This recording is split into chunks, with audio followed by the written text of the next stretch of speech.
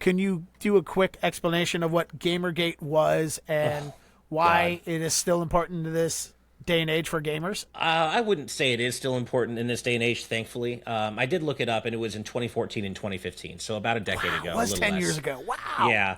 Um, the people who organized it would tell you that it was about, and I use this in with the heaviest air quotes possible, ethics in game journalism, but it really wasn't. It was about misogyny. It was Yeah. about just trying to push women out of the gaming space and harassing women, harassing people who identify as women. It was a hate campaign against women in gaming. That's really all it was. But they would tell you that it was about ethics in game journalism and trying to hold game journalists, to account. And hey, all journalists should be held accountable, including game journalists. But that's not what Gamergate was about. It was a hate campaign against women in gaming, and that's really Yeah, all they it used was. it. I think if I remember the whole, because I had to report on it a little bit when it happened.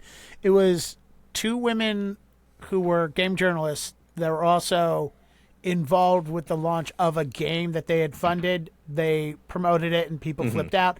I think that was the big catalyst. I mean, that wasn't the entire thing of what it was about, but I feel like that was the mainstream catalyst for all of it, which I can understand the point of, hey, if you're reviewing games, you should be open about, hey, I helped make this game. But Totally. also at the same time, are you just using that as a crutch to go, women shouldn't be in gaming and they should be in the That's kitchen with exactly no shoes on that's and exactly making what it babies? was. And it was also just kind of a wider push against feminism and diversity in general in gaming. And that's it was, yeah, it was basically just a, kind of a hate campaign against women and the overall proliferation of feminism and diversity and progressivism in gaming, which I think all three of those things are great and should be everywhere in gaming. But the Gamergaters were not a fan of that.